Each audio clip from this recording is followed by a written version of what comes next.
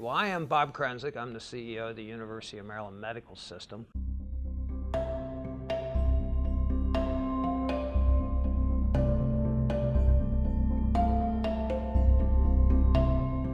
I worked in public accounting, originally with PricewaterhouseCoopers and then ultimately with KPMG's healthcare consulting group. I'm a CPA, MBA type, and I have a lot of knowledge of financial issues in the healthcare industry.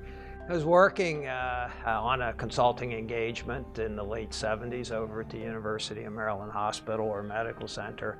And it was an organization that struggled mightily at the time. It was not well governed through the university. It had problems with accountability. It lost money on a pretty regular basis.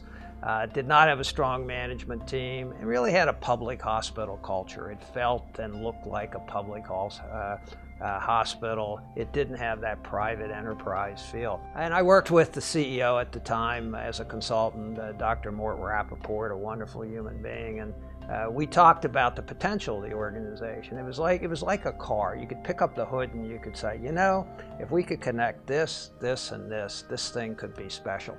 And so we took a look at that, and we said, you know, what would make the difference here? And the difference would be privatization, taking it out of the state, putting it into a nonprofit corporation, getting the right governance and the right leadership. And we were very blessed in that beginning July 1, 1984, the University of Maryland Medical System was created as a 501c3 corporation. The governor Hughes at the time appointed a wonderful board chaired by Frank Gunther and other business leaders, Hank Buddha, George McGowan, and others. So we were very blessed there. I came over from consulting and became the first CFO.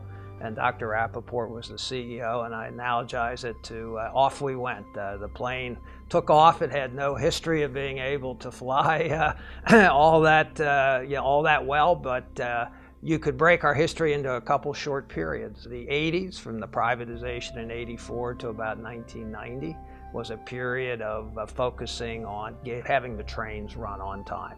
It was totally operations focused, blocking, tackling, getting the right people in place, making sure we were delivering the right services, and importantly, making money. It was important that we stem the previous history of losses, make money, and create some debt capacity, and we did. By about 1990, we began to, and there was a huge competitive gap in this market between the University of Maryland Medical Center and Johns Hopkins. Beginning in the 90s, we began to recapitalize the old facilities at the University of Maryland Medical Center. We first built the Shock Trauma Center in the early 90s. Then we built a large tertiary care clinical tower called the Gudelsky Building in the mid-90s. We followed that in the early 2000s with a very large facility called the Weinberg facility. And since then, we've built some other large buildings. And so we recapitalized the facility largely in the 90s and the early 2000s. Concurrent with that, our big partner, the University of Maryland School of Medicine, was on the move. Being quite honest, this was a pretty average public medical school in the 60s, 70s. But in the 80s and 90s, the state invested a lot of money in the medical school. All the doctors who practice at the University of Maryland Medical Center are faculty of the School of Medicine. So the capabilities of the organization were highly dependent on the depth and the quality of that faculty. Well, the 80s and the 90s were a period where the University of Maryland School of Medicine was on the move, and it began to recruit a much deeper, much more capable faculty. So two things intersected in the late 90s. One was the enhancements to the medical center and the hospital, and the other was the enhancements to the physicians and the faculty. And the capabilities rose tremendously, which closed the competitive gap to Johns Hopkins pretty significantly. Now, a lot of people wouldn't know this, but one of the rules of a state university academic medical center is to train the next generation of physicians and other medical leaders for that state. Go to any state, and you go to Ohio, you'll see Ohio State, Iowa. Here, the University of Maryland has trained over half the physicians who practice medicine in the state of Maryland. That's one of our key roles. Johns Hopkins, much smaller number. And so we have a huge following out there of our trainees all across the state of Maryland.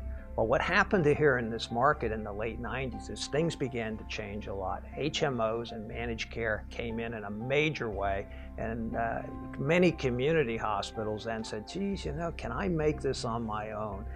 Or do I need a bigger partner? The good news for us was we had become a much more capable, we were private, we had our own debt capacity, we had no strings with the state, we could move fast, we had a great medical school on our shoulder, and we just quietly, beginning in 2000, began to talk to community hospitals where we knew a lot of the doctors, we knew our way around the state, we were quite knowledgeable. And that is one thing that defines us. We are, read our name, University of Maryland, we are about the state of Maryland. That's where we focus. Some of our other competitors, Johns Hopkins, MedStar, they operate a bit outside the state. We are all about the state of Maryland every day, every waking hour of every day. So we quietly began to talk to community hospitals about joining our system or partnering with our system. And since then, we have just quietly and systematically built out a large academically centered health system now of 12 hospitals across the state with about 25,000 employees and about $4 billion of revenue. So we are here in Maryland the biggest healthcare system. It's a very capable organization, and I would say this for the citizens of Maryland. This is a huge asset to this state in many ways, and you should be proud of it's your academic medical center and system in many ways. So we're getting ready to head to Prince George's County and expand the system a little further.